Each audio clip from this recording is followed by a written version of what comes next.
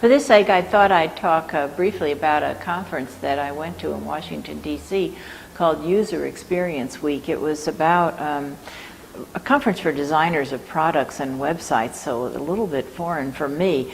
And I was asked to speak there because the CEO of Adaptive Path, which organized it, she was interested in the idea that we create a kind of a user experience for artists here at Crown Point Press. But I learned a lot, and I did see some parallels in the way they go about it and the way we go about it. And I was casting around to see a print series that might talk about this kind of thing, and I picked up this Master Builder project by Chris Burden, in which he used old erector set drawings and or prints. And here's these little kids who have these bows on and hard collars. They're really from the 19th century, and they've built this thing. Look how big it is compared to them. So it's about jumping in somewhere and building this huge thing, something you wouldn't expect, and how you set that up. This is some prints from the portfolio that show some of the images, and then after a bunch of these, it moves to Chris Burden's own drawings. And he shows these boys back from the 19th century building this, and he shows people in his own studio building something, and then you can see the size of this thing that they built, all out of erector set parts. So in terms of what I learned out of the conference, there were a couple of points that were made, and in order to set up a kind of user experience and for yourself or for someone else. And one was to reduce the complexity.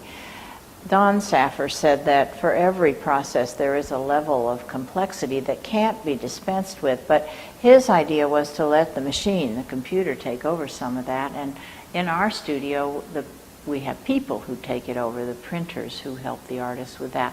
But the idea is to reduce the complexity without reducing understanding or reducing skill that you can yourself develop. And I think if you're doing it yourself, you need to think about how you can find help and how you can reduce the complexity for yourself without losing the thread or losing what you need to do. And apparently there's only 7 or 8 things that can be actually kept in short-term memory very well. He pointed that out, and that's very interesting, I think.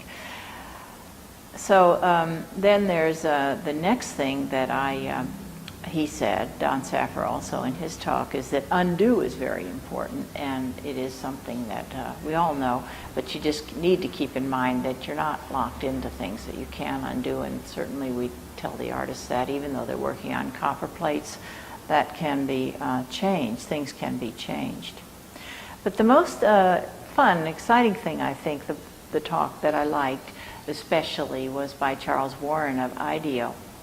And he started out his talk by saying, what experience did you have recently that was delightful?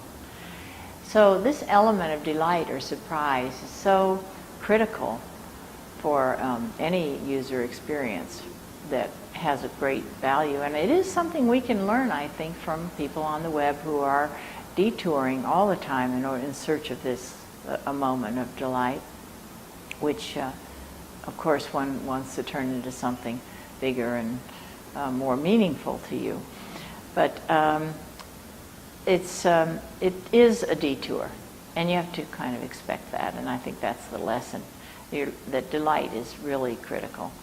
And I wanted to finish by saying something that I heard that a wise man said, which is that the shortest distance between 2 points is usually under repair.